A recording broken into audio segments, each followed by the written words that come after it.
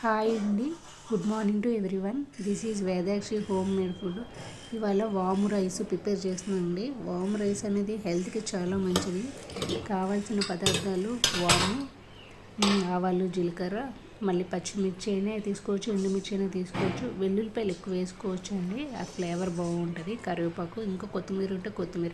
Present నేనున్న దీంట్లో కొత్తిమీర లేదు, అందుకు కళాయిలోని ఆయిల్ వేసి ఆవాలు, జీలకర్ర వేసి కొంచెం ఆయిల్ మరుగుతున్నప్పుడు ఆవాలు, జీలకర్ర వేయాలండి. ఇలా వేసి మరుగుతున్నప్పుడు ఇలా మరుగుతుంది కదండి, మరుగుతున్నప్పుడు మిగతావి కూడా మనం స్టెప్ బై స్టెప్ ఒకటి ఒకటి వేసుకుంటూ ఉంటాము. దీన్ని చూస్తున్నారు కదా, మరుగుతుంది. దీంట్లో ఎండుమిర్చి వేస్తున్నానండి, అంటే పచ్చిమిర్చి అలాగే పండుతుంది వేసాను. మధ్యలో చీలితో కట్ చేసి తర్వాత కరివేపాకు వేస్తున్నానండి. తర్వాత వెల్లుల్లిపాయలు. ఇది ఎల్లిపాయలు అనేది బాగా ఫ్రై రావాలండి, ఏగుతూ ఉండాలి, పచ్చివాసన అనేది పోతుంది. ఇప్పుడు నేను కర్రీస్ గట్ట లేనప్పుడు నేను వామ్ రైస్ యూజ్ చేస్తాను. మంచిగా వాళ్ళకి కూడా మంచిది, జీర్ణ శక్తితో యూజ్ చేస్తుంది. వామ్ రైస్ అంటే మరి ఇంత కర్రీ ఏం చేయనండి, తింటే చాలు. వాము ఎక్కువ వేసుకుంటే చేదు కూడా ఉంటుంది, ఎందుకు మరీ ఎక్కువ కాదు తక్కువ కాదు, రైస్కి సరిపడా ఆ ఫ్లేవర్ అనేది ఉండాలి. ఇదిగోండి మరుగుతుంది కదా. ఇప్పుడు ఉప్పు వేస్తున్నానండి.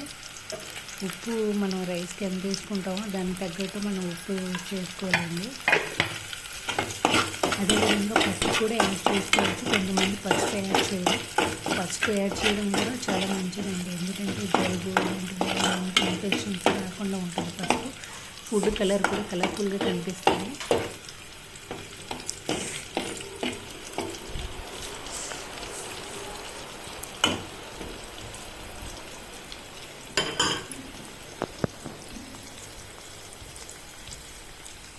ఇదిగోండి ఇప్పుడు వాము వేస్తున్నాను.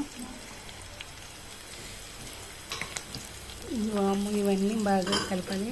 వాము లాస్ట్లో వేస్తాను, ఎందుకంటే మాడిపోతే ఇంకా అది వేస్ట్ తినడానికి పనికిరాదు.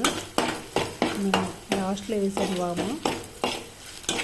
వేగుతున్నప్పుడు పసుపు కూడా యాడ్ చేస్తున్నానండి. ఇవాళ సెకండ్ సాటర్డే కదా, పాపకి హాలిడే. మా హస్బెండ్కి క్యారేజ్ కోసం మళ్ళీ curry separate. Curry already vegetables ఏవి లేవు, సింపుల్గా ఏది చేయగలను అని అన్నాను. వామ్ రైస్ పెట్టమన్నారు, వామ్ రైస్ ప్రిపేర్ చేస్తున్నాను. ఇలా కలుపుతూ ఉండాలండి. సిమ్లో పెట్టుకొని చేసుకుంటే చాలా మంచిదండి. హైలోని పెట్టామంటే మనం అక్కడే ఉండిపోవాలి, లేదు అంటే మరి మాడు రంగు వస్తుంది, మరి తినడానికి పనికిరాదు. ఇదిగోండి రైస్ కలుపుకున్నాను. నెయ్యి కావాలంటే నెయ్యి కూడా వేసుకోవచ్చు. నేనైతే నూనె వేసుకున్నానండి. ఆల్రెడీ రైస్ కుక్కర్ పెట్టేసి ఉంచానండి, గ్లాస్ రైస్.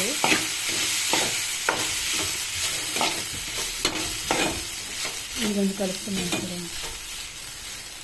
పసుపు వేయడం వల్ల ఎల్లో కలర్ వచ్చింది, కొంచెం పసుపు ఎక్కువ అయినట్టు అనిపిస్తుంది.